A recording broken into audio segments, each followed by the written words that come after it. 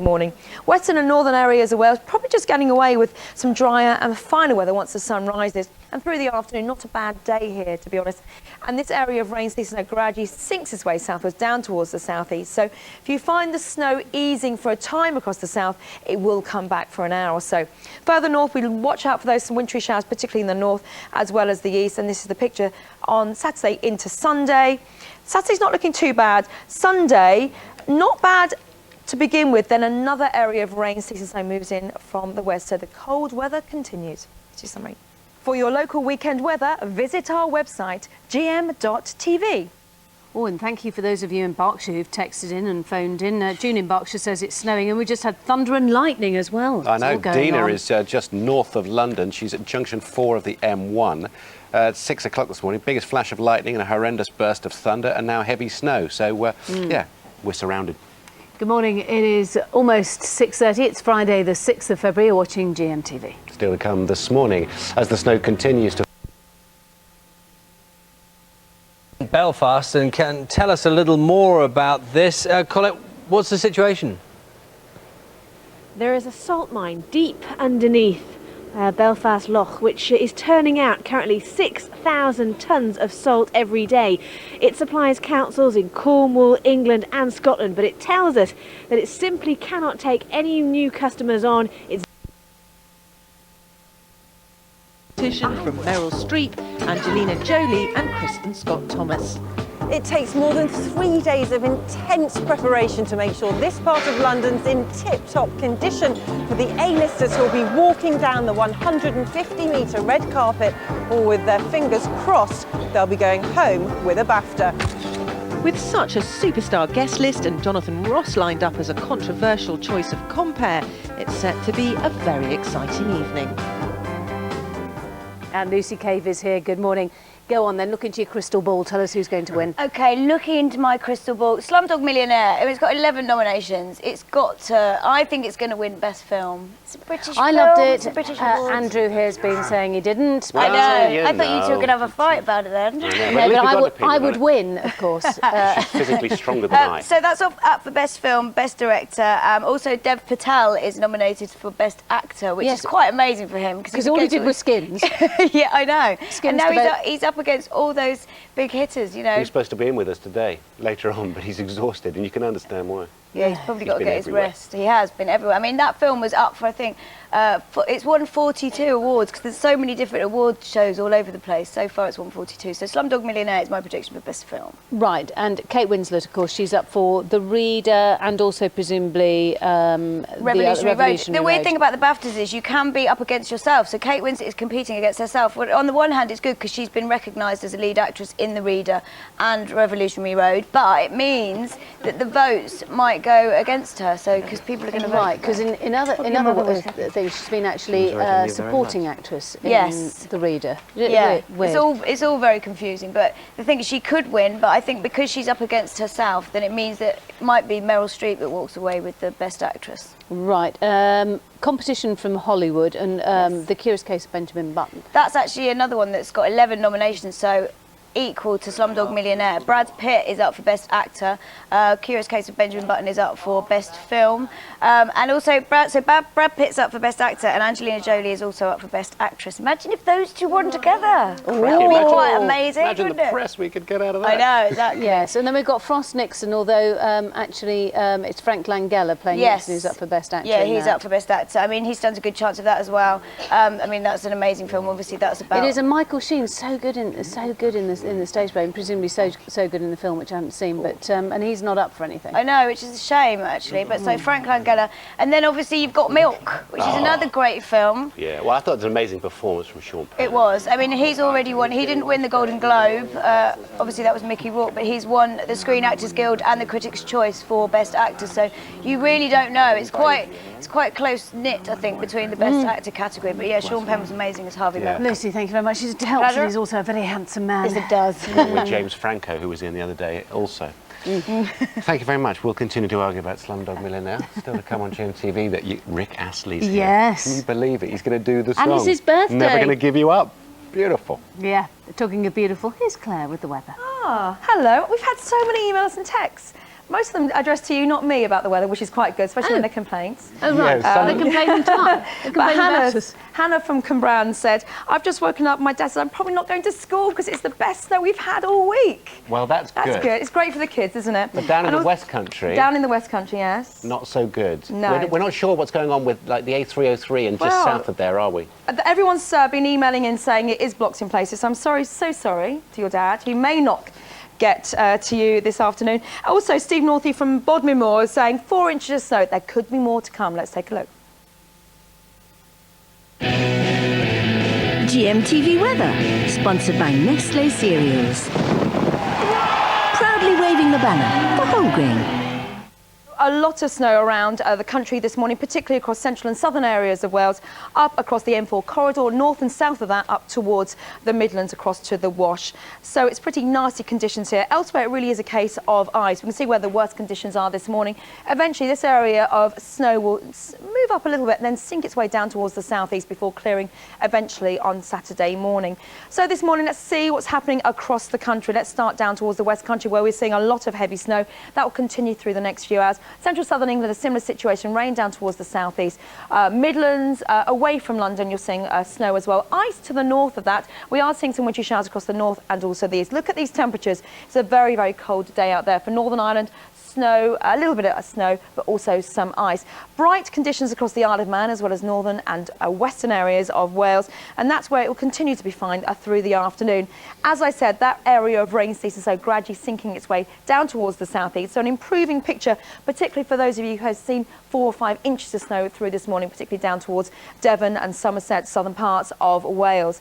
And through tonight, I think mostly a dry, but also very cold. So an icy start towards, as we head towards Saturday. Saturday's going to be quite a good day, actually. Some of us will see some wintry showers. Come Sunday, an area of cloud and rain moves in, preceded by yet more snow. Here's your summary. Check out what the weather will be like this weekend on our website, gm.tv.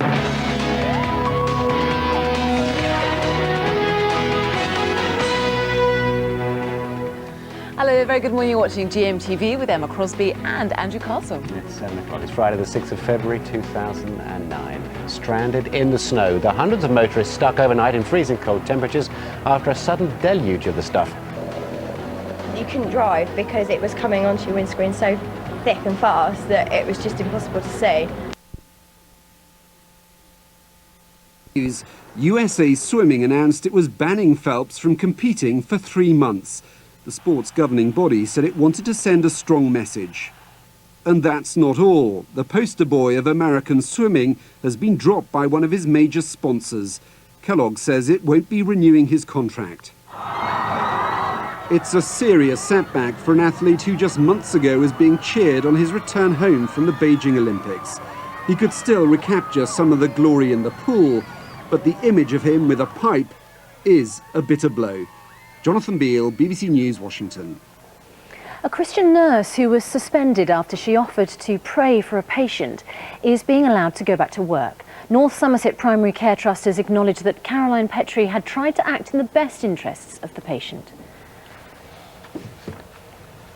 And those are this morning's top stories. Time now is 10 minutes past 7. Yes, for many of us, the bad weather might be a good excuse to get out and about in the snow, but for the elderly, it's been no fun. Many have been trapped indoors, and it's at times like this that they rely on services like Meals on Wheels. One voluntary organisation keeping an eye on the elderly and vulnerable at the moment are the Women's Royal Voluntary Service, and their Chief Executive, Lynn Berry, joins us now. Good morning to you. Good morning. Just clarify for us, first of all, Meals on Wheels, WRVS, Yep. to some extent you overlap. Is that right? Well, Meals on Wheels were our idea in the first place. 60 years ago, we actually invented the whole idea of it. We deliver about 6 million Meals on Wheels a year to older people living at home, and we're still doing it. And this week, we've managed to get through more than 90% of the services that we've been providing. Now, have you got some examples for us of places particularly badly hit where you have been able to help people? Well, let me give you an example from Rochdale. A couple of our volunteers were going out, taking meals to people, and they found an elderly person who was really, really overcome by the cold, quite exhausted, quite terrified by the whole process. And they were able to call in the emergency services and also get hold of the family and link them back up again. We've got a whole range of things like that. I think one of the things that's really important when we're taking out Meals on Wheels, all of our other sorts of services, we have other things that people do, taking books on wheels, good neighbour schemes, all sorts. It's a real friendly face, somebody who turns up and is there at a time of need. Presumably your operation, though, is hampered, like everyone else, by access. I mean, when you have these very severe conditions, you can't get to some people sometimes, and that must be very worrying. I mean, do you try and contact people to make sure they're okay? What happens in those circumstances? Absolutely, and an example of that in Worcestershire, we deliver about 700 people every day. And on Monday, what we heard was that there were 8 of those 700 that we weren't physically able to get to. But each of those was telephoned, we were able to get hold of them on the phone, make sure that they had got food in, and again, make sure that during the rest of the week that we were able to link them into other sorts of services. So even if we weren't physically able to get there in those 8 cases, people living in very rural areas, we were able to get hold of them on the phone, talk to them, check they were safe and well. Now, some people might think, of course, that it is a worrying sign that so many people are reliant upon a voluntary organisation like yours for what should be services that are available elsewhere. I mean, is it a sign of the times that people have to rely, A, for a hot meal in bad weather like this, or someone even coming and checking they're okay? No, we do it in partnership. We do it in partnership with local authorities and indeed with the NHS, because we're also there supporting people getting to and from hospitals. I think it's fantastic that what we've got is a whole range of people. We've got about 55,000 women and men who volunteer, who support the statutory services.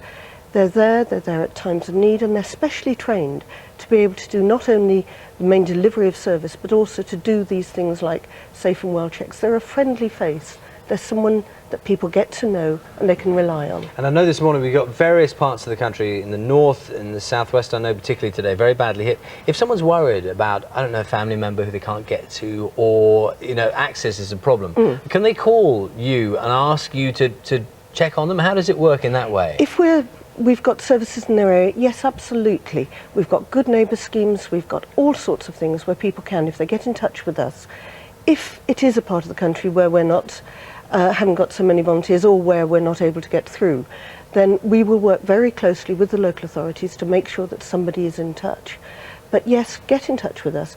But also, I have to say, we're always wanting more volunteers, and if there are people who would like to come and help and support us, possibly not this week, because you do need to be trained, but one of the fantastic things is we're able to have in place a whole range of services that are there at all times, so that when there is an emergency, when there is a crisis, we've got trained people ready to go. Lynn Berry, thank you very much. Pleasure. Just approaching 7:15. Still to come on breakfast this morning. Quiet, please. We're going to be finding out who was the most borrowed author from our libraries. And here's a clue. It wasn't J.K. Rowling.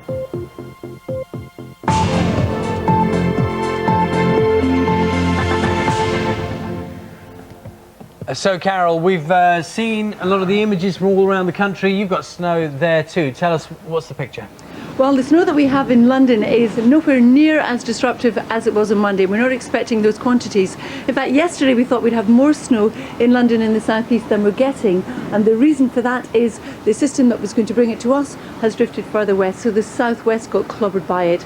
There's also some thunder and lightning around. You may be hearing it yourself.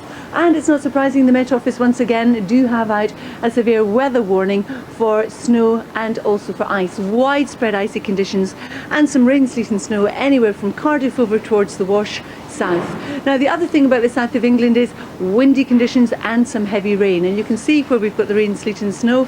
But as we move further north into the north of England, here it's largely dry, in the far north of England bright, but again we're looking at icy conditions.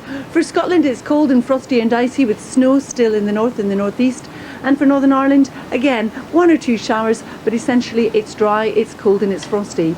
At the moment across parts of North Wales and the Northwest Midlands we've got some snow showers. They'll tend to ease off through the morning, and into the southwest you can again see where we're looking at some snow and also some icy conditions likely here too. Now through the day, if anything, it will ease off. We've had the heaviest snow now, and the rain, sleet and snow combination is going to push down towards the southeastern corner. But really, wherever you are, it's going to be cold, and a strong wind across the English Channel and south-facing coasts as well. Now, through this evening and overnight, you can see how the rain-streaked snow disappears from the southeast. Behind it, a clearance in the sky, widespread frost, icy conditions, and some further snow showers across Northern Ireland, down the Irish Sea coast, Liverpool Bay and Wales, but significant snowfall across the northeast of Scotland. So as we go through Saturday, for many it will start off dry and bright with some sunshine, but still some snow showers in some western and some eastern areas, especially the northeast of Scotland, and a cold, biting wind. And then by the time we get to Sunday, another frosty start with the risk of icy patches. Largely dry to start with, but you can see what's happening from the west. There'll be some rain preceded by some snow, and at this stage it looks like it will be mainly on the hills. And that's it. We're not done with the cold weather just yet. Back to you two. No, thank you very much, Carol, keeping us up to date. And let's have a look at how the snow is affecting travel. Nick Duncalf, the 5 Live travel presenter, is here. Very good morning. Morning. Nice to see you on television for a change. It's been a busy week this week. I know. We've been keeping up to date with you. And just tell us what the situation is this morning. Well, the snow, as you've been saying all morning really, has been pushing up in this kind of band, and so the worst affected areas still very much Devon and Somerset and Bristol. I was just speaking to someone in Bristol who said it's very difficult getting around in Bristol at the moment. There are problems with the buses, I know, and just the snow underfoot is making it difficult, even if you're on foot. But that does seem to be coming across the country, so it's now starting to affect the M4 through Wiltshire. I just had a couple of calls saying the snow's coming down quite heavily on the M40 through Buckinghamshire, and even the M25 I think is starting to see some snow, so it's pushing across. Midland, the northern part of the Midlands seems to be okay for the time being, and that's before you get to the kind of more traditionally snow affected areas of the country. So the mountain areas of Wales have been suffering quite badly, and we've still got closures from earlier in the week in places like Derbyshire and the Cross Pennine routes. And we've seen some images this morning of the bigger roads, some of them looking pretty treacherous. From what you're hearing, how are people reacting to the snow? Because so often what people do in the snow can compound the situation. I'm afraid it's true. When you look at traffic pictures of the motorways in particular, it seems like people, even when it's snowing quite heavily, it doesn't seem to affect the way they drive until they suddenly see red brake lights in front of them and it's too late to stop. I mean, what always happens, the biggest problems that we have with snow is just shunts, lorries jackknifing, things that in normal weather conditions just wouldn't really happen. It's just because the traction is so poor. So people really do need to keep their wits about them, because even if you think you're driving safely, the fella in front might not be. And I don't know, Nick, if you're able to give us a gritting update. I mean, you're talking about all these major roads being affected, but I mean, are the gritters out there this morning getting all these roads cleared? I think a lot of the gritters have been out overnight, but as we know, we've had problems all week with just getting the grit around, moving around the country. And also, the other big problem that we've had this week is even when the major routes have been gritted and are open, just getting to those major routes is a problem. The fact they're having to prioritise, the fact that the motorways and the trunk routes are open, doesn't mean necessarily that you're going to be even able to get there. Okay. All right, Nick, for now, thanks very much indeed. I'm sure you'll be back updating us throughout the programme. And yes, more of course on all the weather and road conditions in your local area on BBC Local Radio. There will be special extended regional news bulletins throughout the morning. Yes, and here on Breakfast. 19 minutes past 7. Back now to Simon. Morning again, Simon. Good morning. I've got some good news for you. If you're a Scottish and Southern customer, your electricity bill is going down by 9% and your gas bill is going down by 4%. These changes will take effect from March the 30th. This is following on. Remember, British Gas put theirs down by 10% a little while ago, wondering whether the rest would follow suit. Well, Scottish and Southern have done so. 9% off electricity, 4% off gas, effective March the 30th. Not such great news at British Airways, I'm afraid to say. They say they made a pre-tax loss of £70 million last year. The amount of money they make from their general operations fell 81% to some £90 million. The problem is we're paying our airfares in pounds, they're buying their fuel in dollars. Sterling has fallen against the dollar, which means they've lost out there. Having said that, though, passenger numbers have held up pretty well, so it's obviously not putting us off on going on our holes. So good news on electricity, and it seems that some of us are still managing to get away. Simon, thank you very much. Right, we were just having a look through at all the accounts that are coming through about the snow on the computer. There are a lot of emails coming in. Someone here saying 6 to 7 inches in Holsworthy, still snowing. That's from Diane. Of course, in Devon, we're hearing a lot from Devon. Also, a lot from Wales. Yes, 42 schools closed in Herefordshire and Worcestershire. 133 schools closed so far in Northamptonshire, and 11 schools in Cambridgeshire currently remain closed today because of yesterday's heavy snow. We'll try and keep you up to date with all those developments throughout the morning. It might be a day to spend in the library. Is romance dead? It appears that gritty crime and wizards and magic are more our thing these days. Yes, that's according to the annual assessment of our reading habits compiled from which books we borrowed from the library. Famous faces command fortunes up front, but for most writers, life on the shelf means pinching pennies rather than making millions. And yet without them, our public libraries would be stripped of treasures we'd rather borrow than buy. Biographies are the result of a huge amount of scholarship, so they are very large and generally expensive. And so that's where the library becomes, as Virginia Woolf said, sunken treasure, pure gold.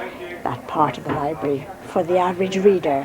My preference is science fiction, fantasy type books. I grew up with the old American ones, the DC's, Marvels. Romance, comedy, action, thriller, horror. Suspense. Get a little, less hopeful, and it would kind of go up and down. Then last week the trail warmed up and computer-generated graphics were made of what the children may look like now. 72-year-old Marvin Maple, who changed his name to Bunting and always stayed one step ahead of the law, was arrested after a tip-off from two women who became suspicious of him. San Jose PD came and knocked on Mr. Bunting or Mr. Maple's door 19 years, 11 months, and 1 day after the kidnapping occurred. As you said, Sue, I mean, these two kids are now grown-ups. I think one of them has children of his own. Is he going to be reunited with his real parents and also find out who his siblings are? Yeah, well, it's a very difficult situation at the moment, really, because we don't know what these children were told when they were taken away, because after all, they did have their names changed. We believe that they were also given homeschooling for a bit, that they were taken to different parts of the country. So what they've been told is possibly quite different from what their parents imagine. However, we do know that when Debbie and Mark first saw the pictures of their children as they are now, thought they were obviously very beautiful, very handsome. They know that Christy, for example, is a nursing administrator, that Bobby is married, so they may even, in fact, have some grandchildren. But there's also Michael, who's now 25, just waiting to meet his brother and sister, and they're incredibly grateful to those two women who did alert police when they were suspicious. As the police said, if they had just minded their business, none of this would be happening now. But so far there isn't a reunion. The police are talking to Christy and Bobby, and I think it's going to be obviously perhaps months and years. The door is open, and the dad's message is, we love you, we've always loved you, we never blamed you for what happened, but if you want to come and see us, then please do. Okay, Sue, for now, thanks very much. God, lots of talking to be done in that family. Right, lots of you getting in touch this morning about the heroes who've helped you out during this awful weather this week. Please don't forget the RAC and the AA. They are certainly unsung heroes. My husband has been out till the early hours rescuing people in horrendous conditions on the M25 and surrounding rural areas, and that is somebody who wishes to remain anonymous, but they live in Leatherhead. And we've got Pete. Oh, this is an interesting one.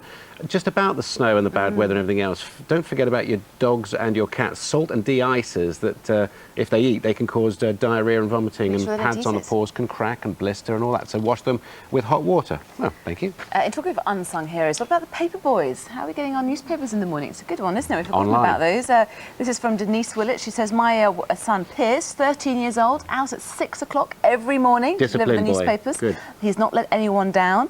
We're always having a go at kids these days, but there are some really good ones out there. We've got lots about paper boys, actually. Very good. What else you got? Anything else there? All done? Just very quickly, lots and lots of... Director says no, producer says no. Hurry up. But just very quickly, Closing in on the weather we are. Pam and Carl Shorten says, my heroes are the drivers from the Royal Marsden Hospital in Sutton. I have to go there every day for treatment, and they're a great bunch of men and women. There are lots and lots of text messages, actually, from NHS drivers and nurses who have managed to keep the hospitals going. That was worth waiting for, wasn't it? That was worth ignoring everybody shouting at us there. Anyway, what we want to know is more of that sort of stuff. 67890. Please keep them coming in. 25 pence plus your standard network charge, and those terms can be found at gm.tv terms.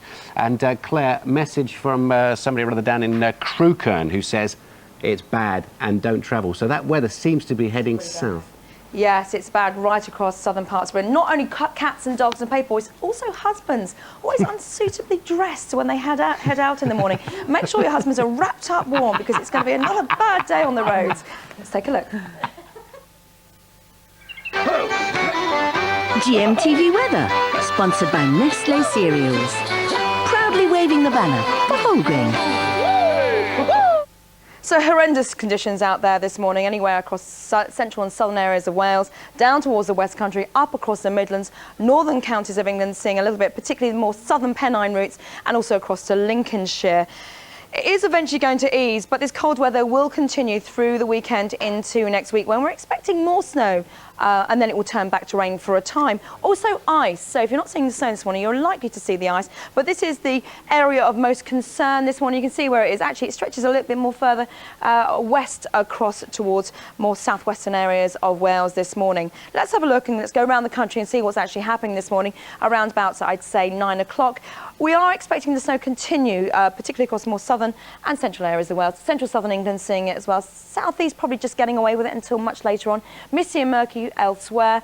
Temperatures sub-zero. You can see where the fine weather is this morning, the far north of England as well as Scotland, but we are seeing some wintry showers here, and also for Northern Ireland. So a chilly start to the day, 1 or 2 wintry showers. The north of Wales, the Isle of Man, seeing some sunshine once the sun rises. So a fine start today, but wrap up warm. It's another very, very cold day if you are heading out. Through the afternoon, this area of snow, some sleet mixed into it, and also some rain down towards the far south, will gradually retreat down towards the southeast. It will be a slow process, but certainly it will improve as we head through the day elsewhere, sunny spells, and those wintry showers continuing in the north and also the northeast. Saturday then, where it's going to be breezy wherever you are, but certainly a much better day on the cards, waking up to a frost again, so icy conditions, but most of us seeing some fine and dry weather. Make the most of it because we've got another batch of rain season snow moving in from the Atlantic through Sunday. It's coming in very slowly, but Sunday you'll see the rain move in, preceded by some snow, particularly over the higher ground for northern counties of England, southern Scotland for a time. And then on, well, next week, it's still remaining cold. So next week, the winter continues. So not looking great if you're heading out today, right the way through the weekend, and also next week. Back to you two. Thank you very much indeed. Thank you. News update now at 7:30. Here's Penny. Thanks, good morning.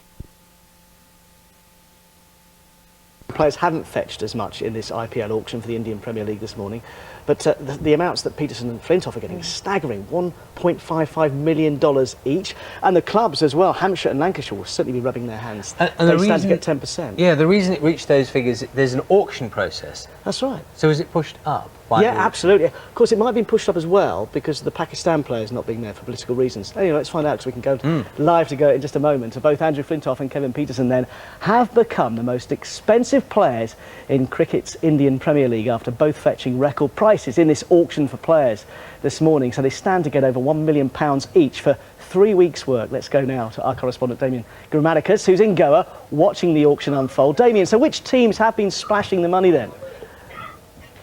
Well, the two teams that have spent sort of big on these individual players is Chennai Super Kings. That's a team owned by a cement company here, believe it or not.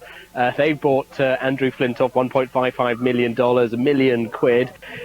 The other team, Bangalore Royal Challengers, that's where Kevin Peterson is going to be coming out to in April now to play for the airline and beer magnate Vijay Mallya. He's also, you may have heard of him because he has the Force India Formula One team. He's into sport and he's into spending big. And we thought beforehand that the credit crunch might push prices down this year. Was there great surprise that both these players went for so much?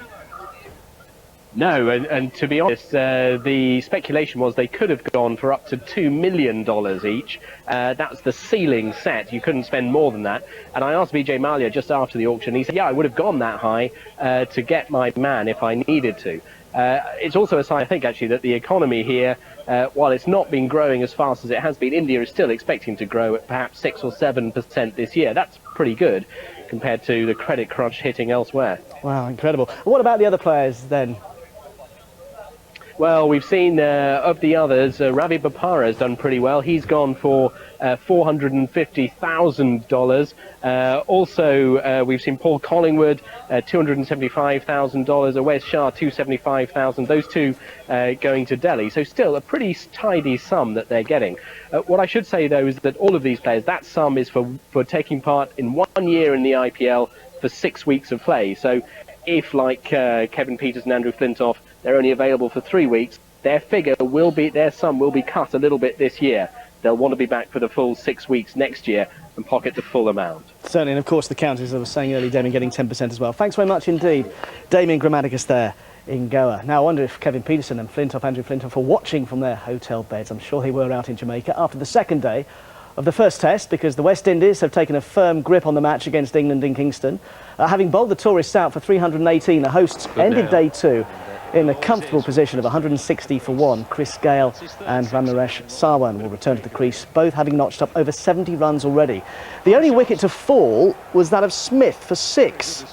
He went LBW to Andrew Flintoff. Now, the record-breaking Olympic swimmer Michael Phelps has been suspended from all competition for 3 months. It follows the publication of pictures of him apparently smoking marijuana. USA Swimming say the punishment is to reflect the American public's disappointment in the swimmer. Phelps has already acknowledged what he calls his regrettable behaviour. Yeah, I've clearly made some bad judgments and mistakes in my life, and I think the best thing is learn from your mistakes, and it's already what I've done and what I continue to do, and I'm going to do everything I can in the pool, and I'm already back in the water training, still deciding a lot of things, but I'm happy to be back in the water. Now, Joe Calzaghe says he's decided to retire from boxing because he's achieved everything he wants to in the sport. Also, his mum and children wanted him to call it a day, and it's a wise man who listens to his mum. The 36-year-old Welshman is the world's super middleweight and light heavyweight boxing champion.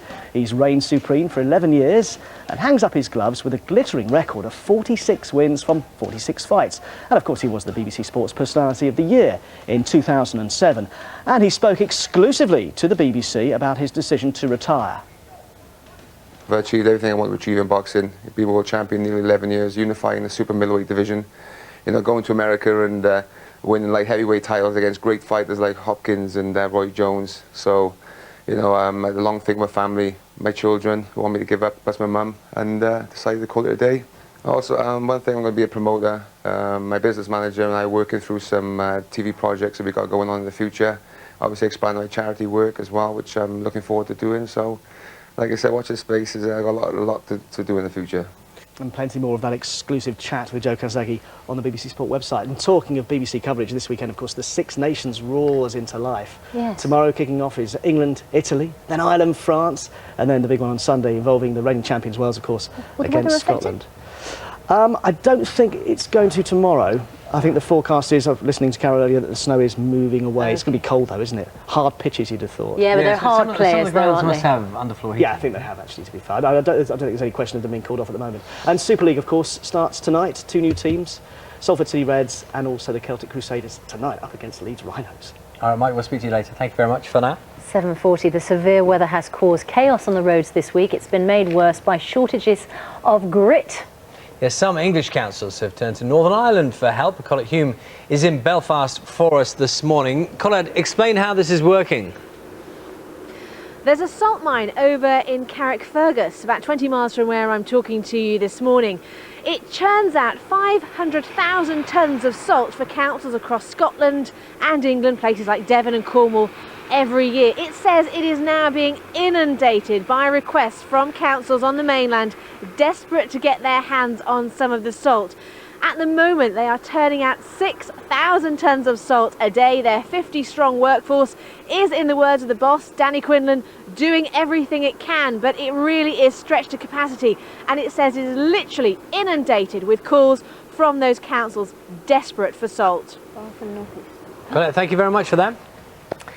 In a moment, we're going to be talking to one of the forecasters who has the difficult task of predicting where and when the snow will fall. That's the Met Office's John Harmer. First, though, here's a look back at some of the week's more memorable snow images. So the Met Office's Chief Advisor to the Government, John Harmer, joins us again. Very good morning to you again. Right, lots of people are asking this morning, where has all this snow come from? We're talking about something that happens once every 18 years, but why now and why so much? Well, that's right. The last widespread snow that we saw on this scale in the UK was actually February 1991, so as you say, about 18 years. And the real problem has been, as I'm sure you're aware, it's been very, very cold for the last week or so. So we've had cold easterly winds that have been bringing very cold air from Siberia. And we've also had weather systems moving up from the south. They've been bringing rain, and that rain has been falling into the cold air, and when rain falls into the cold air it rapidly turns to snow, and that's been giving us the problems that we've seen over the last week. To a degree it's a thankless time to be a weather forecaster, because you will know already from what people have said down in Devon, for example, that one specific place, they're saying that their forecasts were telling them this extreme weather, this particular weather was going to come later. Lo and behold, it comes earlier, lots of people out on the roads, they get caught out. I mean, to what extent do you accept that, you know, you can predict to a degree, but these specifics can change literally within the space of a couple of hours? Well, it's really when we see weather conditions like this that the whole Met Office swings into action. I'm sure lots of people see their forecast through the television and on the internet, but actually behind the scenes there's lots and lots of activity that's been going on between the Met Office working with local authorities and Resilience Fora over the last week to help people actually mitigate the risk of the snow that we've seen. And clearly, snow is a very difficult thing to forecast. You know, the Met Office invests significant amounts of money to improve its forecasts all the time. So the margins of error here, there are margins of error where you can predict for sure an area which is going to be hit. Timings, though, can be so crucial when it's very severe weather. Well, that's right. The forecast situation that we saw earlier in the week on Monday was actually very, very well forecast. The situation that we've seen overnight was as challenging a forecast as you could get as a weather forecaster, I would say. And in general, the signal was quite good. It's true to say that the worst weather has been further west than was expected and a little bit earlier than expected, but nonetheless, in advance, there were early warnings of severe weather expected in that area. So in that sense, we did work with local authorities to help them prepare. Okay. How do we compare then with other countries? And I mean, are there other countries using different systems? Are they better at forecasting, or are we all working on the same technology? Well, no, the Met Office is actually a world leader in weather forecasting and indeed in climate science. So we've got lots of technologies that we're bringing forward. And the real challenge for us, I remember I spoke to you guys in the summer when we were looking at the flooding situation, and really the challenge for us, regardless of what the weather situation is to be able to forecast with as much detail as possible to geographically pinpoint where severe weather is going to occur and to give people as much warning as possible. And as I say, we're getting lots of emails on this as well. What's happened to global warming? Well, it'd be foolish to think that one event proved or disproved global warming, and certainly a snow event like this isn't incompatible with global warming. And certainly, you know, we would expect actually to see less snow events. It's interesting that if you look at 1850s, we'd expect a snow event like this to occur once every 5 years. With the current climate that we've got today, we wouldn't expect to see an event like this more often than 1 in 20 years. So you can actually see that global warming means that we're going to get less snow events. But we need to understand actually there's a natural variability in climate. And so we will always get extremes of weather, and that's why it's important that at times like this that the Met Office is able to predict as accurately as possible and to work with as many partners as possible to mitigate the risks. We will let you get back to your screens. Thank you. And monitor the weather. Thank you. Nice to see you this morning. Thanks for your company this morning. Thanks very much. It is 7:45. You're watching Breakfast from BBC News, and that is our main story this morning. Severe weather warnings in place across the UK. Overnight, around 200 motorists had to be rescued from heavy snow. The number of measles cases in England and Wales has risen by a third in just 1 year. Also coming up on Breakfast this morning. Were you yourself singled the boy out for special attention? She's no stranger to award ceremonies. We're going to be speaking to the actress Meryl Streep ahead of the BAFTAs this weekend about nuns, knitting and nominations.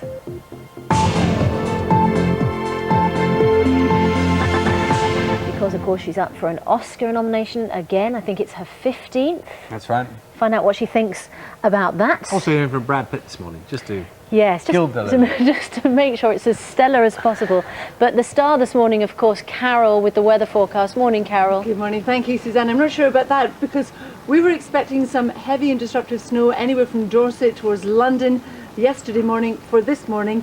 But what's happened is the system bringing it drifted a bit further west, so the southwest of England in particular has been pelted by some heavy snow overnight. Now the Met Office do have out a severe weather warning for snow and also ice, widespread ice across much of the British Isles, and anywhere from Cardiff to the Wash south we've got rain, we've got sleet and we've got snow and windy conditions across the South Channel coast. As we move north of that, you can see that it's dry. It's cold, -2 in York, for example. Widespread frost, the risk of icy patches. The same for Scotland, but across the north and the northeast of Scotland, here we are looking at further snowfall. For Northern Ireland this morning, it's largely dry, but not completely. And again, we're looking at a cold and frosty start to the day with the risk of icy patches. And for parts of Wales at the moment, we do have some snow showers extending into the northwest Midlands, but they'll ease off through the morning. But for southern parts of Wales into the southwest, you can see where we've got the rain, the sleet or the snow. Now that combination is going to move slowly southeastwards during the course of the day, leaving behind it a lot of dry and sunny weather for many parts of the country. But it is going to be cold. We still have a cold wind, and it will be especially cold where there's lying snow. Through the course of this evening and overnight, we eventually lose the combination of the rain, sleet and snow from the southeast. Behind it, the temperatures will drop. We're looking at a widespread frost, the risk of icy patches and untreated surfaces, and some significant snowfall across the northeast of Scotland. But snow showers likely across Northern Ireland, down the Irish Sea coastline, Liverpool Bay and Wales. And that's how we'll start the day tomorrow. Tomorrow, though, generally cold, again with some sunshine around. Still the snow in the northeast of Scotland, parts of the west, maybe parts of the east as well. And another cold and frosty start to the day on Sunday, with the risk of icy patches again on untreated surfaces. But a dry start for many, but look what's coming in from the west. More rain preceded by snow, and at this stage we expect this snow to be mainly on the hills. And that's it. Back to you two. Carol, for the moment, thank you very much. Just want to run through some of the schools information we're getting, because you're probably thinking if you've got kids going to school today, whether they're open. Bedfordshire, more than 70 school closures there. Decisions being taken all the time about that. In Hertfordshire, latest figure, 60 schools, but that is a figure that's also rising. Yes, around 100 schools have shut in Wiltshire, and Bath and North East Somerset has closed all of its schools. More than 200 schools closed in Buckinghamshire, and at least 125 schools in Wales are closed. You can get all the latest updates on local radio, and there will be regional bulletins, extended regional bulletins throughout the morning here on Breakfast. Let's go to Simon now. What have you got for us? Good morning, Charlie. Good morning, Susanna. Figures published later this morning on insolvency are expected to show that in England and Wales there's been a huge rise in the number of us declaring ourselves bankrupt. So we thought we'd have a look at exactly what declaring yourself bankrupt does actually entail, who should do it and who shouldn't do it. Well, what happens? Well, first of all, the most important thing is the responsibility for paying your debts gets taken away by the court. So you've got no debts, but you'll be bankrupt for 12 months. You'll have to continue paying monthly payments for up to 3 years, after which your debts will be written off, and you'll have it on your credit file for 6 years. Well, what about your worldly possessions? Well, you'll be able to keep reasonable household goods, things that aren't too valuable. If you've got antiques or other things like that, they may go. Your car, you'll be allowed to keep that up to, unless it's worth more than about £1,500, but you will, of course, lose any equity in your property. So, who should do it and who shouldn't do it? Well, I'm joined by Steve Rees from Vincent Bond, who are debt solutions experts. Let's look at that question. Who should do it and who shouldn't do it? Well, it's important to understand that bankruptcy is one of a few solutions. It may well be that bankruptcy is the right choice for you, but to understand that, you need to know about the other solutions and find out whether they could be a better option. So if you've got actual money coming in, you're making good money, etc., you may have debts which are more than that. Is that a bankruptcy case, or is that one of these other things like an IVA? Well, at the heart of understanding your situation is your budget. When you've worked out what you earn and taken away your normal home expenses, you'll find what your disposable money is, the money that you can use to pay your debts. And when you understand that, you can actually see which of these solutions might be right. And as I say, for some people, the choice is then fairly straightforward, because a bankruptcy may be the only thing that someone can do, or indeed not.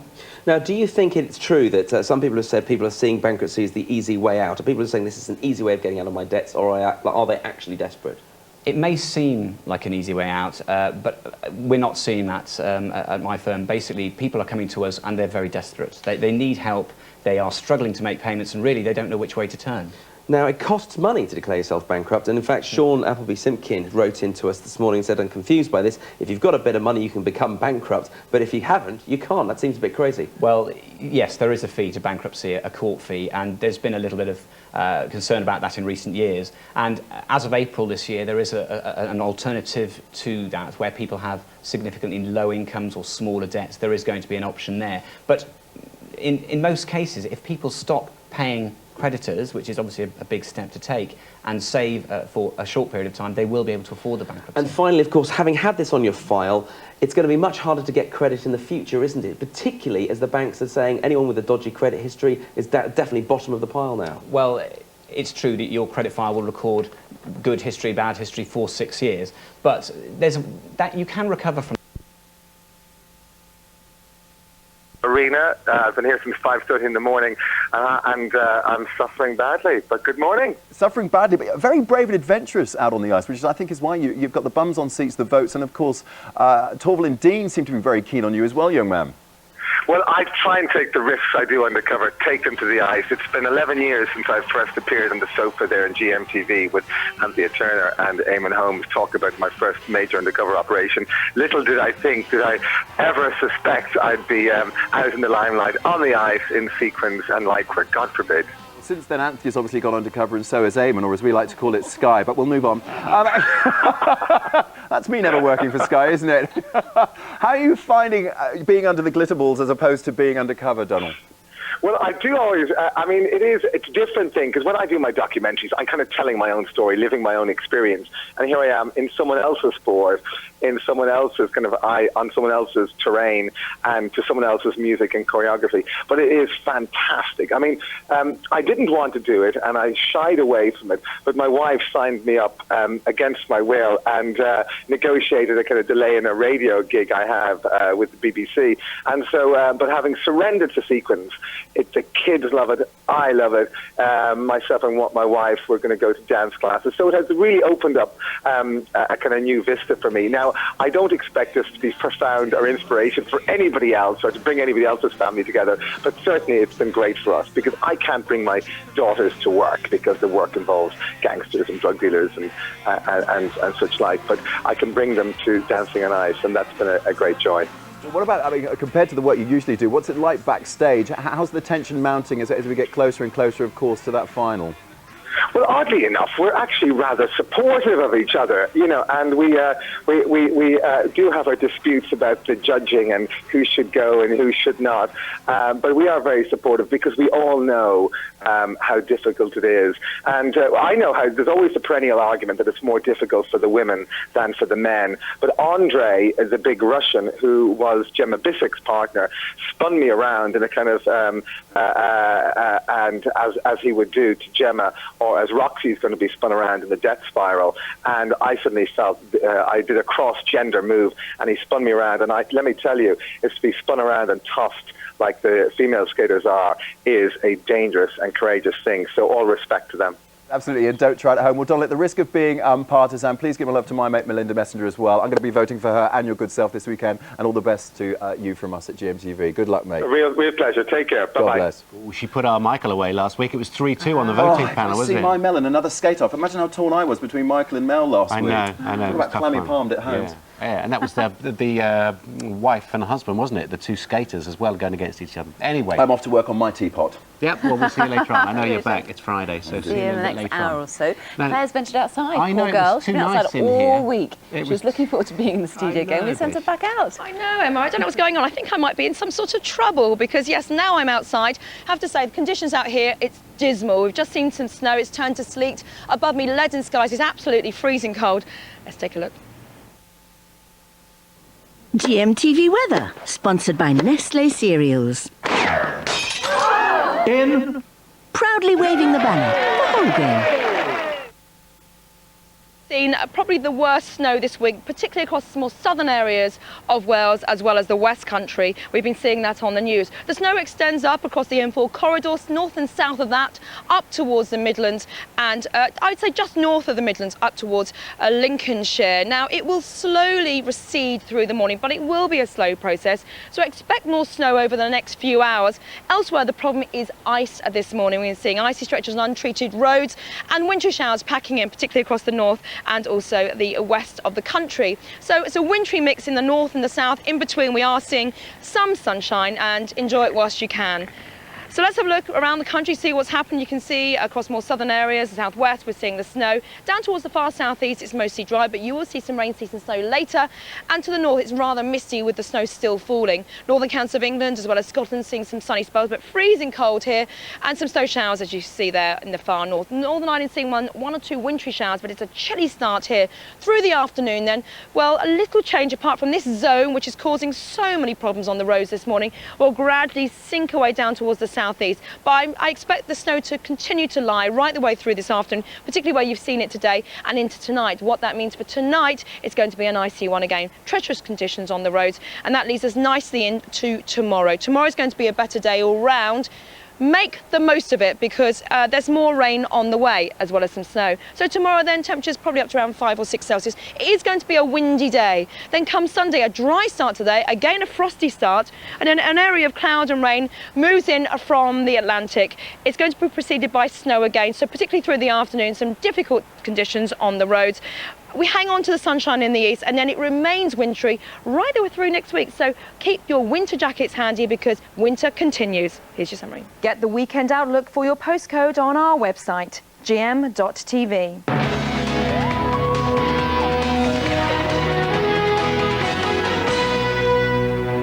Hello there, very good morning, watching GMTV with Emma Crosby and Andrew Castle. It's 8 o'clock. It's Friday the 6th of February 2009. Stranded in the snow.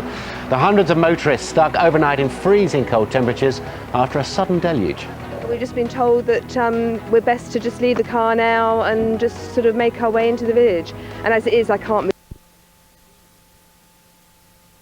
And it makes the likely scenario of an epidemic even more likely in the near future. So I would say to any parent who hasn't had their child vaccinated, for goodness sake, think again. Measles is out there. It could be coming in an epidemic, and if you want to protect your children, you should think about it now. We've got lots of advice and information on measles on the website, as you would expect, gm.tv. Hilary, thank you. Pleasure. Lots more to come this morning between now and 9:25, including performance by Rick Astley. He's going to be singing live. What's the song? Never gonna give you. Don't you get me into it, you. We've been just jigging around. He's done a couple of rehearsals. He's absolutely wonderful. So Rick Astley here. We're looking ahead to the weekend's BAFTAs as well. this Sunday. Big weekend, isn't it, in the world of showbiz? And we're going to get a weather update. Claire, we sent her outside. Hello, good morning. Oh my goodness, it's freezing cold. It's not even snowing here, but it is across some parts of the country. Treacherous conditions on the roads. Let's take a look.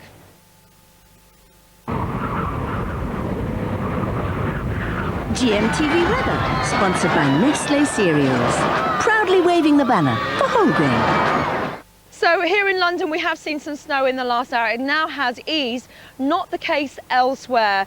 A severe disruption across many parts of southern Wales, the West Country, up towards the Midlands. Expect more snow over the next few hours, causing dreadful conditions on the roads. I know some of you have been snowed in this morning. The wintry weather does continue right the way through today. If you're not seeing snow this morning, you're certainly seeing ice. Temperatures plummeted last night, and that means icy stretches on untreated roads. Snow showers piling in across the north of Scotland as well. In between, you should see some sunshine.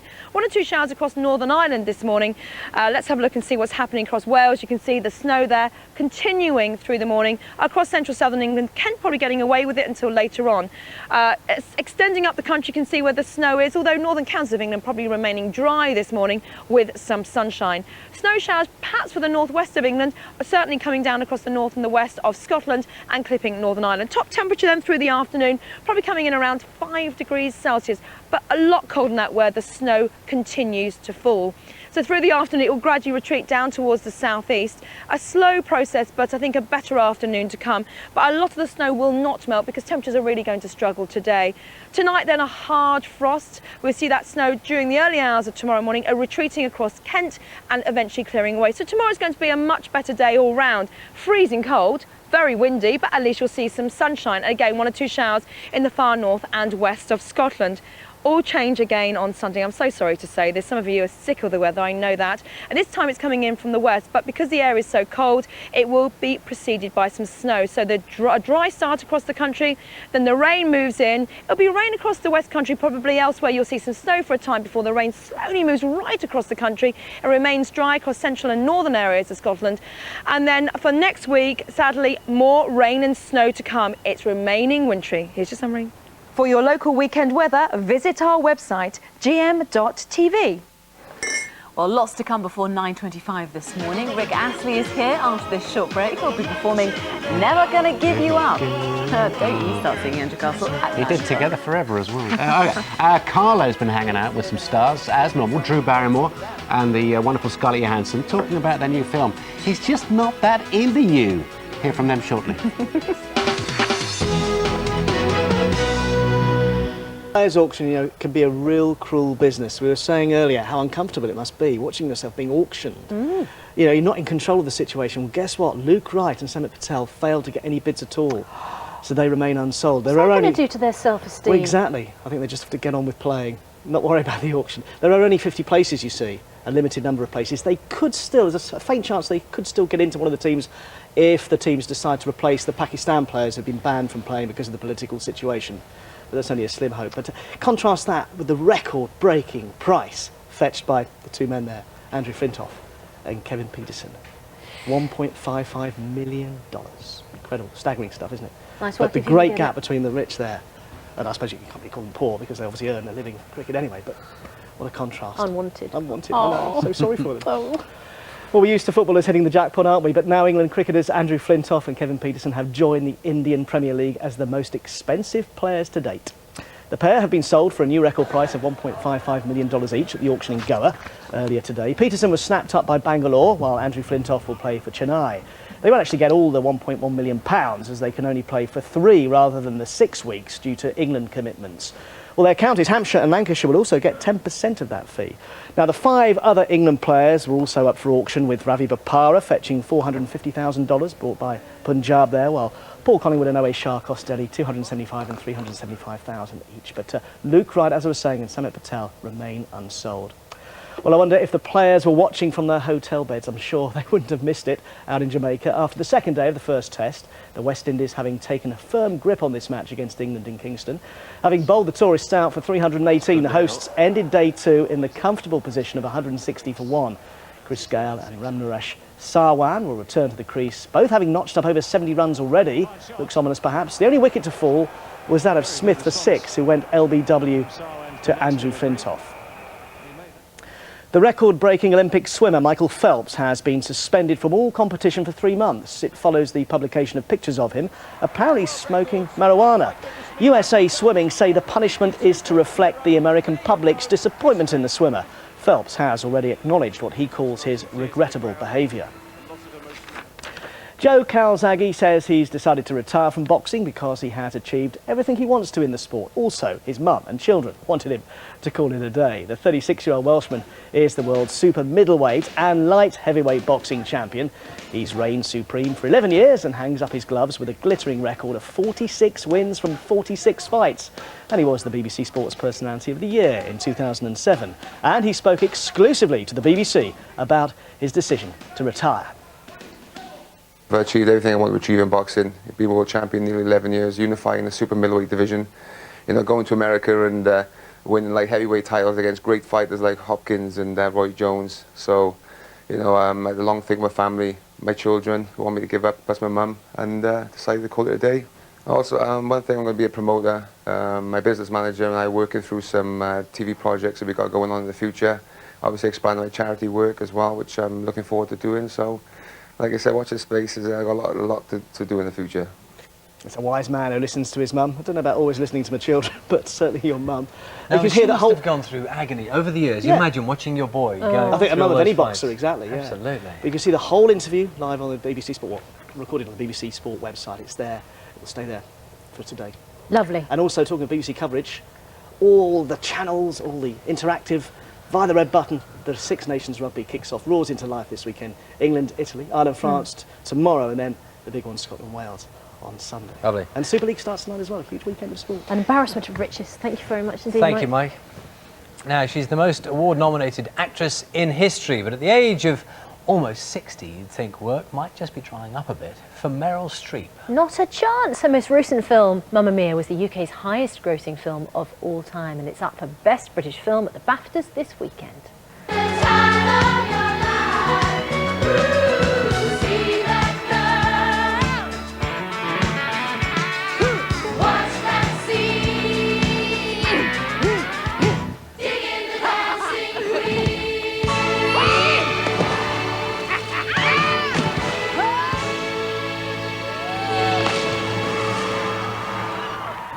Well, her latest film is called Doubt, and her role couldn't be more different. Yeah, she plays a nun in 1960s America, a role for which she's been nominated both a BAFTA and, of course, an Oscar. And Susanna and myself have both been to meet her. Nothing happened. I had a talk with a boy. What about? Private matter. He's 12 years old. What could be private? You haven't the slightest proof of anything. But I have my certainty. I can fight you. You will lose. Who gets to talk first? Did you decide that ahead of time? Now, that is a very good question. And we've spent a lot of time thinking about that. I had the feeling that lots of people will say to me after meeting you, what is Meryl Streep really like? Because I think that you're kind of embedded in people's minds as an actress. But I've got this impression that I kind of have no idea about you. It's not by design, but I mean, I've had a very varied, career. I've done a lot of different kinds of things. So people, I don't know why they don't. Maybe I've had too many different hair colors and things and accents and. Just meant that people don't really have a grasp on who. Maybe it is because in your acting career you're very chameleon-like. Maybe, but I think too that I don't. I mean, I don't go out to parties and publicize myself or my family. I've never really done that. And has that been a deliberate choice? The more you're pushing yourself in front of people, the more unseemly it is or something. That's and interesting. so I always have this sort of dilemma when it comes to marketing a film. Oh God, I have to go on the monkey parade again and perform in some way.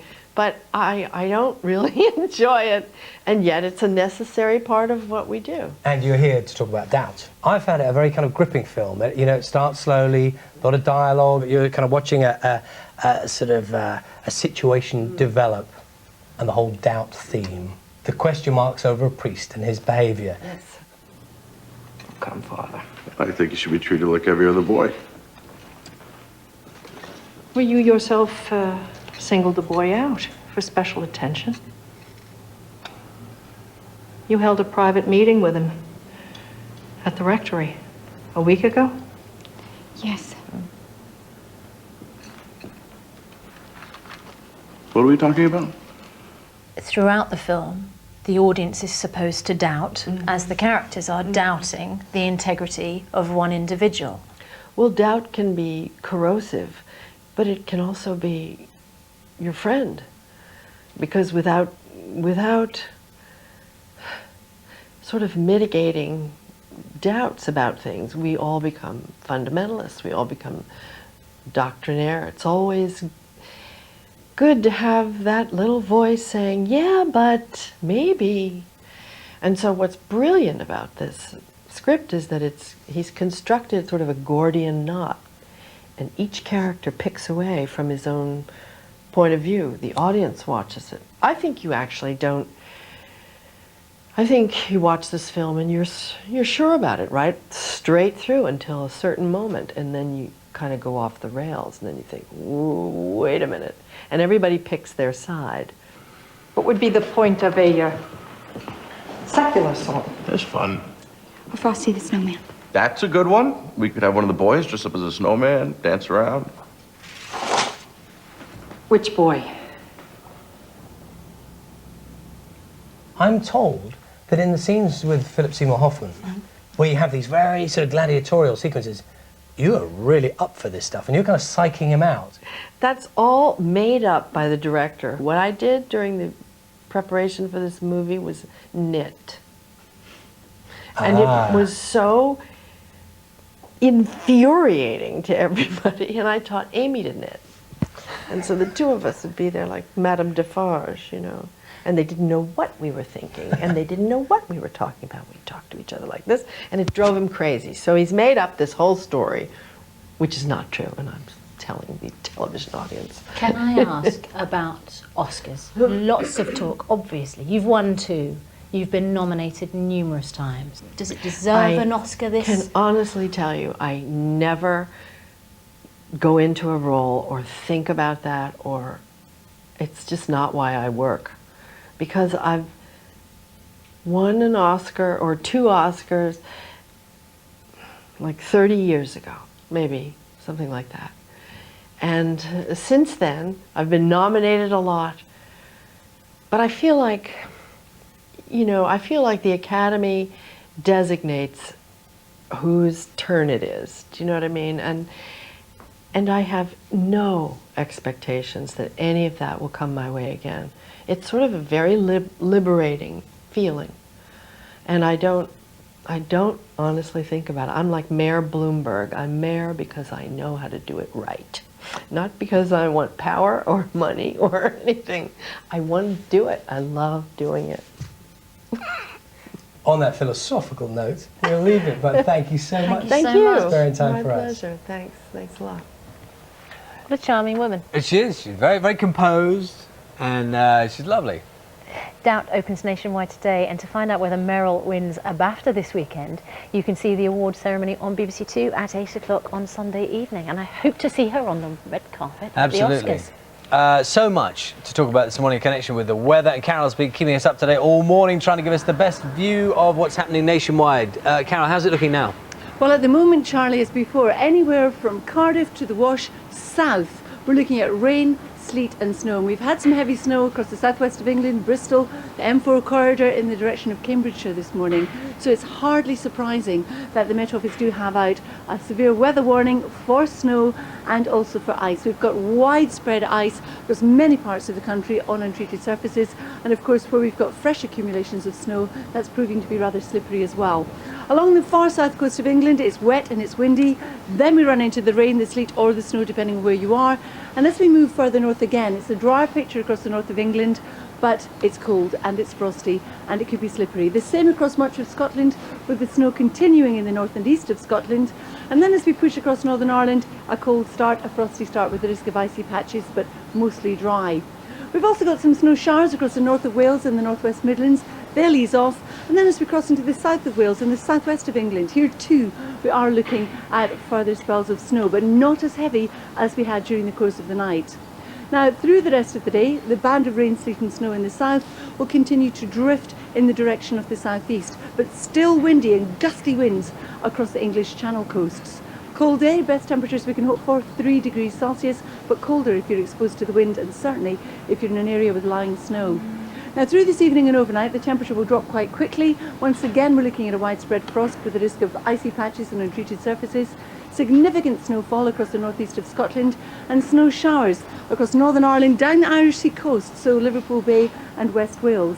And that's how we'll start the day tomorrow. So cold and frosty, but a fair bit of sunshine away from the wintry showers in the west and some wintry showers too in the east. Then as we head Saturday night into Sunday, it's going to be another cold one. Temperatures could dip down in some parts of the country to -12. So a cold start to the day on Sunday morning with the frost, with the risk of the icy patches. Dry to start with, but look what's coming in from the west. A band of rain preceded by snow. Now at the moment, it looks like the snow will mainly be on the hills, but it's something we're certainly keeping a close eye on, so do keep in touch with the weather forecast. That's it. Back to you two. Carol, thank you very much. You're done. You can go back into the warm. No.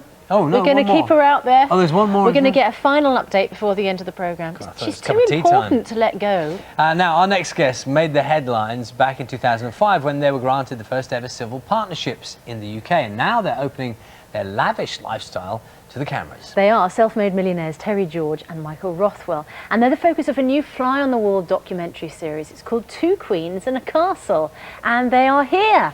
Very good morning, Hi, Terry good and morning. Michael. So we get an insight into your life and in this 6-part series. Before we talk to you about it, let's have a little clip of the show. It's Monday morning. Terry and Michael are at the office. As usual, Michael is hard at work, looking after the money. And down the corridor, Terry and his PA, Mark, have been spending some of it.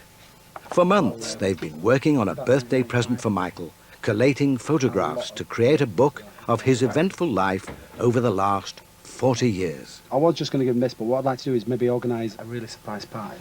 I was thinking a Moroccan theme would be good, or Arabian Nights. Oh, I like that. That's a good idea. You know, I was thinking we could have stuff like camels. Where would you get a real camel from? Terry may have big ideas, but it's his trusty PA Mark that has to do all the work. He needs to go away in the morning and then come back and everything's there in the afternoon. You know, it'd be good. Well, we haven't done for a long, long time. Where he hasn't been to a health spa. You get on with that, right? See you in a bit. I just wanted to see if you rented camels. I'm just trying to get hold of a camel. We're looking for a real camel for a party. No, I don't think we could have one imported. There's only a few days to organise a surprise party, and things have not exactly got off to a great start. I tell you what, I think, Terry, you get the best deal there. You just sit there and say, get me a ostrich, camel, dinosaur, whatever, and someone has to go and do it. It makes me look so lazy, you know, it's unfair. It is, really. He'll say that. I put so much hard work into organising that party. Aww. You know, and the worst thing as well is keeping it a secret from him. I He's know, so nosy. because it was your Yeah, it was a 40th. surprise 40th birthday party, so Yeah. it was... Now, how do you organise a surprise birthday party and keep it a complete secret from the person whose birthday party it is when the whole thing's being filmed? And you haven't just got to ask the people close to you to keep it a secret, you've got to ask a whole film crew to keep it secret as well. Well, the film crew weren't the difficult ones, it's his friends that are difficult. And there's one friend in particular who just tells him everything what's going on. And did he tell you? He didn't know, actually. I went crazy with him because he didn't, but no, he didn't, and it was a complete surprise, so it was amazing. Explain to a lot of people might think, Fly on the Wall documentaries, people sometimes think on the face of it sounds great, you know, people are interested in our lives. Why did you think it was a good idea to let the cameras follow you? Because they can be terribly intrusive and people can be very judgmental watching things. No matter what the issue, they can be very judgmental about you personally. Why did you want to do it? Well, I'm quite a public person and I pretty much like the limelight, I have to admit. But Michael's quite the opposite, aren't you? Yeah. And it was a lot of persuasion from me, really. We had a friend who worked in television and said, you know what, it'd be great to do a Fly on the Wall documentary about you two because your lives are so interesting, you get up to so many different things, you know, and people would love to see that. So I'm hoping it's a good idea and people might take it for the spirit that it was intended. What were you worried about, Michael? We do so many different things, you know, it could look flamboyant, you know, having parties and doing bits and pieces, and I didn't want to be portrayed in the wrong way because, you know, what we do is we work really, really hard, you know, we employ a lot of staff, and I didn't want to just look that it was just all party all the time, which it isn't really, you know. You didn't want it rubbing in people's faces. No, that's right, yeah, so I wanted a good balance coming across, which I hope has happened. You are self-made millionaires, aren't you? I mean, you came from not very much to create a really successful business. Yeah, you know, when I was 18, I was working in a warehouse in Manchester, stacking shelves, and met Terry, and Terry was working in a pickle factory at the time in Leeds, and we just slowly started. Can't get that smell off my fingers. we just slowly started from there. You know, we've been together ever since, and we just, you know, built up businesses after businesses. It's been a hard struggle, but you know, we've got to where we are today through hard work. Can I ask you about the title of the programme? It's Two Queens and a Castle. Yeah. Now, did you have a say in that? Do you approve of the title? Do you worry that it kind of instantly makes people think about you in a certain way? Well, what do you think about that? Well, I think it started because we live in a castellated folly. You know, it's a castle in a sense.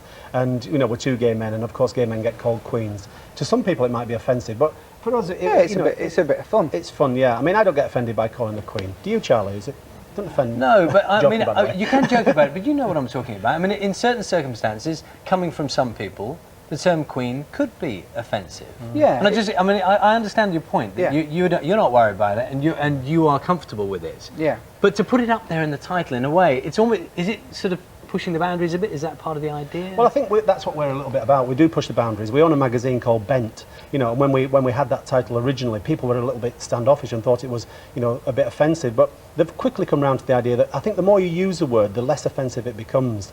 And hopefully that will be with the programme as well. Well, it's lovely to see you, and lovely to talk to you this morning, Terry George and Michael Rothwell. Very brave to put yourselves in the spotlight there. Yeah. Thanks very much for coming. Thanks for your company this morning. If you have satellite or cable, you can catch Two Queens and a Castle tonight. It's on the Biography channel and it's on at 9:30 this evening. 9 o'clock. Oh, it's on at 9 o'clock. 9 o'clock. There we go. Thank goodness you're here. That's why you're a self-made millionaire. Doesn't make mistakes. Now, he's a Hollywood heartthrob with one of the most recognisable faces in the world. But in his latest film, Brad Pitt appears as you've never seen him before, as an old man. Yes, the film is The Curious Case of Benjamin Button. It could also bring him an Oscar. It has been nominated in 13 categories. It's also up for 11 awards at this weekend's BAFTAs. And in an exclusive interview, he's been talking to our arts correspondent, Razia Iqbal. I thought I was like everyone else there. An old man in the twilight of his life.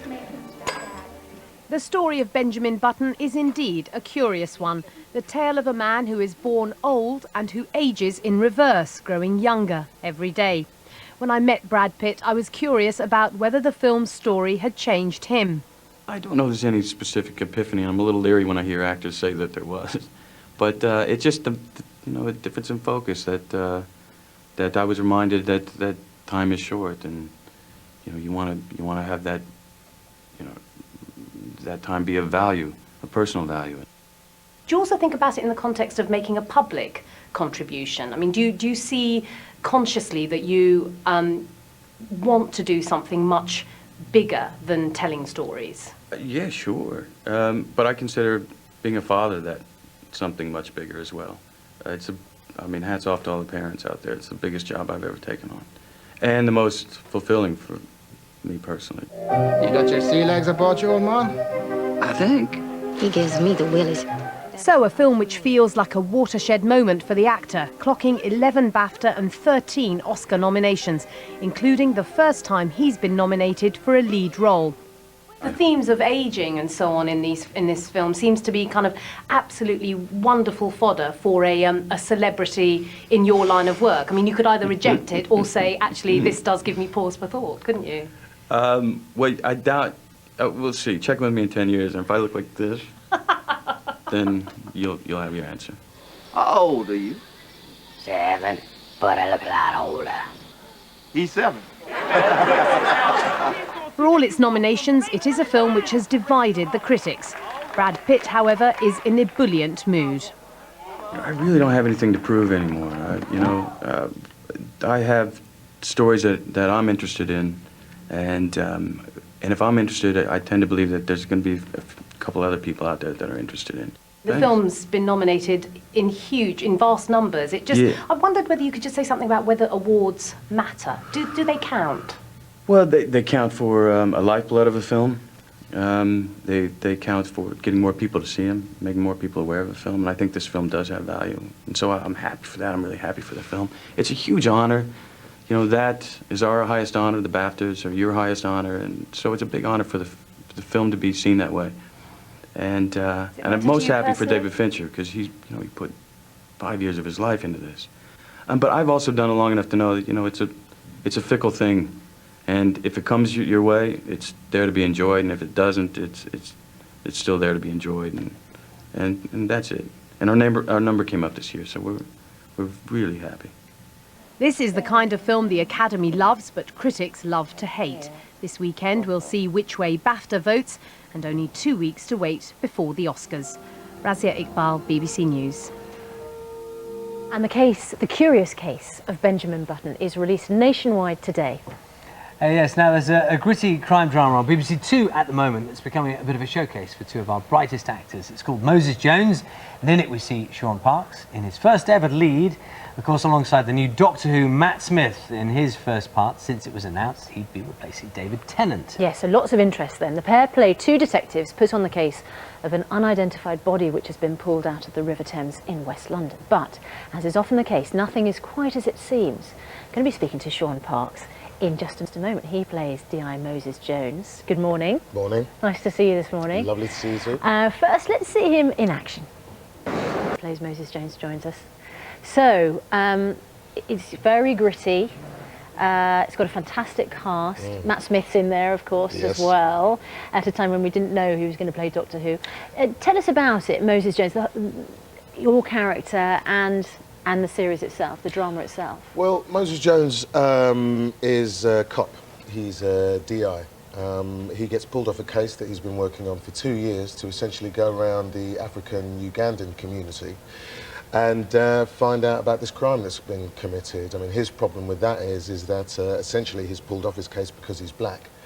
But he doesn't necessarily think he's got anything to add towards the case, because even though his mother is from Uganda, he's not really of that community, so he has problems.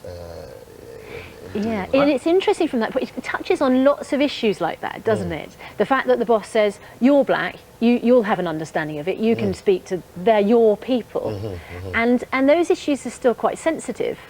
Well, you know, to a point, you kind of look at what he's saying and you think, well, what is wrong with that? There's nothing wrong with that. I mean, as far as, you know, you're concerned, you'd think, well, you know the community, go in there, talk to people. They're not going to talk to me, they're going to talk to you. So there shouldn't really be a problem with that. I'm just trying to think, off the top of my head, I'm trying to think, has there been a detective series in the past in which a black actor has played the lead role? I think here or in the States, I'm just trying to think. Has there been? Yeah, I think Don Gillet did something for the BBC not that long ago. But yeah, I mean, as far as something like this is concerned, it's fairly new. You know, And is that significant? I mean, for you as an actor and for me as an actor, it's very significant because, as you said, it's my first lead. It's full of quality because of the writer, Joe Penhall, and Cameron Roach, who produced Life on Mars for the BBC as well, and Hilary Salmon. I mean, it's full of quality, so it's a big thing for me, and yeah, absolutely. Are you comfortable talking about the fact that that is groundbreaking, or would you rather people didn't focus on that? I mean, it's got such a significant black cast compared to other crime cop series, you know, police series. Yeah, it's funny. I think, you know,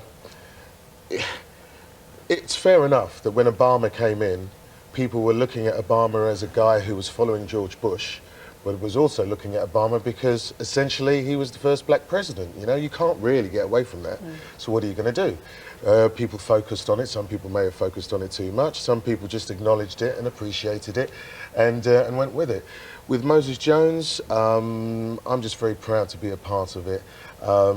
As far as the issues are concerned, I don't know. I'll let other people debate. But no, I don't have a problem with seeing it as a fairly rare thing to happen, because hopefully as time goes by, this kind of thing will happen more and more. Now, whenever an actor becomes a detective, and there have been so many that we all know and love, they often have to have a gimmick, don't they? I say a gimmick, but, you know, a character trait. You know, you've got Columbo, who's dishevelled, you've got Kojak and the Lollipop, and you've got, in this country, we've had so many detectives who have their own special thing. Frost, who's a bit of a curmudgeon. Right. Well, did you have that in your head? Did you have to have a kind of character trait to make yourself distinctive?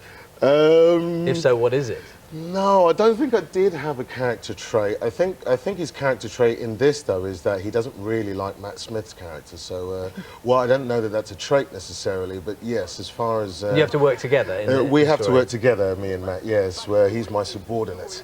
Okay. In this, so yes. That's the tension there. So there's the tension, yeah. And, but, we just saw you and Matt Smith there. Did he know at the time and didn't let on that he was going to be the new Doctor Who? Or do you think he didn't know? It's quite possible he knew, the little tinker, but I don't really know. I mean, he was talking to me about various things, series, would I do one? Would I do a long-running one? What did I think? Did he ever mention the words Doctor Who? Did he say, would you like to be Doctor Who? No, I don't think he ever asked me about Doctor Who, although he might have asked me about David Tennant, because I've worked with David as well. But he never uttered the words Doctor Who, so I was... He really kept the secret. I was as surprised as anyone. Good luck with the series. Thank you Thanks very much for coming in this morning. Nice to see you. That's all. Thank you. It's a very good watch. You can see the next episode of Moses Jones on Monday at 9 o'clock on BBC Two, and if you missed the first, it is on the BBC iPlayer. Mark Little will be here in a few minutes to talk about the Battle of the Sexes, his one-man show. Yeah, first though, here's a quick last look at what's happening where you are. See you in a moment.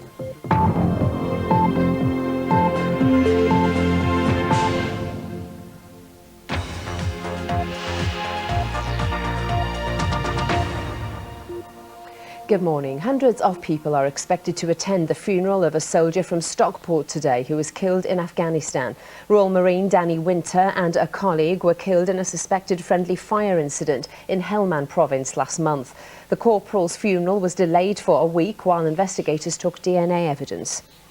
Workers facing reduced hours and a cut in pay are to hold a mass meeting at the Vauxhall car plant in Ellesmere Port today. Troubled parent company General Motors is cutting their hours from 38 to 30. It follows a huge drop in demand for cars because of the recession. Staff will be discussing the pay cut with their union representatives.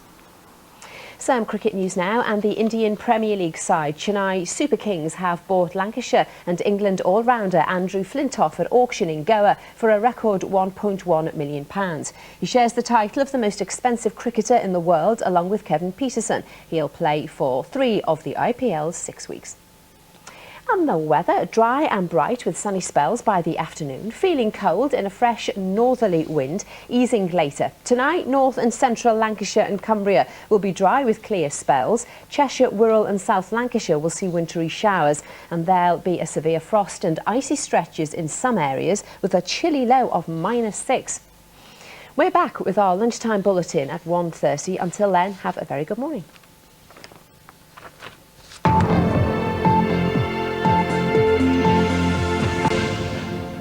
Welcome back. You can see he's done a bit of breakfast television in the past, can't you? Love them He's cameras, up I for love them. Morning, morning, morning. Oh, Mark Little joins us. Very good morning. Lovely Good morning to to you see guys. you. Well done, you made it. It's a bit adverse out there today. I nearly didn't come in. Do we actually have to ask any questions, or do you just talk? No, this is your show. No, Okay. I'm your guest. Are you here We for do, a reason? yeah, we do have an introduction for you. So Oh, good, okay, Yeah, I'll can kick just back you and can you- just enjoy the next 30 seconds. It's a play that's been described as a blend of stand-up comedy, lecture, and therapy. Yes. Yes, depending on the caveman has been trying to resolve the age-old battle of the sexes on stages all over the world for the last 18 years. 18 years the show's been on the stage. Undefeated, it's back in the West End along with its one and only cast member Mark Little, who is here, as you can tell. Cool, it hasn't been me doing it for 18 years. Okay, how many years have you been doing it? Well, I did it in, started in 99, did it Yeah. in the West End for 1 year, which is one of the longest running one-man plays in the West End's history. Then I toured it for a few years. Then I had a bit of a layoff because it just got like hard work, because it is a one-man play, and it got hard work. And then we had a couple of years layoff, and now we're back. And the picture we can see of you on the screen behind us is there's you wandering around with a spear. with a mock fake spear. What's going yes. on? Do you just give us the idea of the show? It's really hard to explain because it takes 90 minutes on the night to explain what's going on. Well, why don't we have a look then? Okay, we'll see some snippets. We have these opposite characteristics on purpose to survive, so we could protect each other in the wild. Because if a man could narrow his focus, concentrate, he could protect the tribe. And if a woman could be aware of everything else, she could make sure he didn't get killed while he was doing it. I know that in my personal cave, I don't feel comfortable unless there is some sacred items lying about.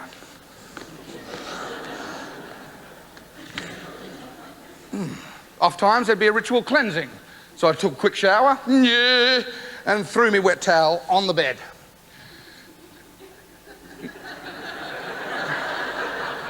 You're familiar with this ritual, eh? See, how much of that is Mark Little at home and how much is in the script? Well, you know, there are aspects. I mean, I have been known to throw my wet towel on the bed, I must say. There are aspects with this that are every man. I have to play every man. And, you know, certainly some things pertain to me and some things don't. But on the whole, I think it does really well. That's why it's been so successful for so many years, because it hits a lot of nails on the head. Yeah. It's very honest, and it's not about the battle of the sexes. It's looking at actually how once upon a time as prehistoric cavemen and cavewomen we worked together. We were equal, and we had different functions. And Yeah. possibly as hunters and gatherers we've evolved that way, and so it looks at modern man and modern woman with this different evolution. And we went through a period of time where, yes, women fought for the right to be equal, like they were once upon a time, but that was mistaken for the fact that men and women are the same. We might be equal, but we're not necessarily the same. Where are we now in the great? Oh well, it's debate? a bit of a man crisis, isn't it? I don't think with metrosexuality, and men don't know whether they're Arthur or Martha. And the play does look at that, like the fact that once upon a time men would teach young boys how to be men. There used to be a passing on of man knowledge. But our generation's the first to break between the older men and the younger men. So there's a little bit of a crisis. That's why you seem to have a lot of boys running around, running amok, because there's no guidance from men. Because men don't know what their function is anymore, it seems to be. So there's a bit of an enlightenment as to what it is to be a man, to be a good man, and how to get on with women, and also a bit of an enlightenment for women as to what men are and why we Not easy why we to do be the a man, you see. Is no, it? no, it's not easy to I be. tell you what, in our house, it's me that throws the wet towels on the bed. It's not all about, No, exactly. gender stereotypes. No, exactly. It's not about gender stereotypes, and that's the important thing And about I'm this definitely play. the messy one. Now, sorry, no. don't let me interrupt you. No, don't let me interrupt you. This is your show, remember? No. The reason I was interrupted, I was so excited because we haven't got much time left. You were watching the interview with Meryl Streep. Oh, and Mez. And the thing is, you've worked with her. I have. Me and Meryl, we're like that. Oh yes. Well, What did you work on? we worked on Cry in the Dark, which we nicknamed Bark in the Dark. I remember it was the dingo story where, and yes, we were part of the A team and did a lot of work with Mel. She's a really good woman, really funny woman. And she's right at that point now in her career, isn't she, where she's sort of untouchable. She's like, you know, Meryl Streep. Oh, I can't wait to see that film. Those two together, Yeah. Seymour Hoffman and her, that'll be quite charged up. Brilliant.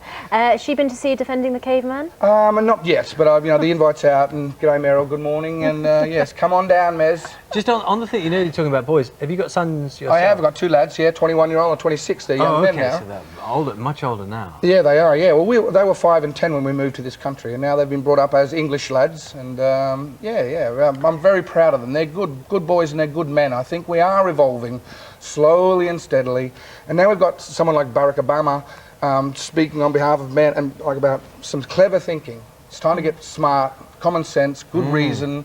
That's where Defending the Caveman is really clever at the Leicester Square Theatre. And that's the essence of being a good man. I think so, yeah. And lovely to see you. Thank you very much. Great, thanks for having me. Yeah. Nice to see a bright shirt on the programme. Makes me well, feel we're forcing summer a positively bit. dull. Well, it's good. Thank you for having me. Glad you got here. Cheers. Shall we have one last look at the weather before we go? Here's Carol. Good morning. We've had some heavy snowfall over the course of the morning across parts of central and southern England and also Wales. Now, as well as that, we've had some rain and some sleet. We'll continue with some heavy snow for a while, probably not as heavy as it has been. And then for these areas, you'll find that the rain, sleet and snow will push away towards the southeastern corner. Thunder and lightning quite possible across the English Channel, as indeed are strong winds. Now for the rest of northern England and Scotland, it's mostly dry, it's cold with the risk of icy patches, the far north of Scotland continuing with some snow. Tomorrow will start off frosty, again with the risk of icy patches, snow showers likely in some western, eastern and northern areas, and then on Sunday, some rain preceded by some snow, mainly in the hills coming in, but a cold weekend in prospect. That's it, back to you two. Carol, thanks very much indeed. Now, before we go, we'd like to apologise again for the error which led us to broadcast an unacceptable swear word earlier this morning. Yes, unsurprisingly, lots of you have been in touch with us saying how offended you were by it. Clearly, it was a mistake. We're very sorry, and it simply should not have happened. We'll see you tomorrow. Have a good day. Bye-bye.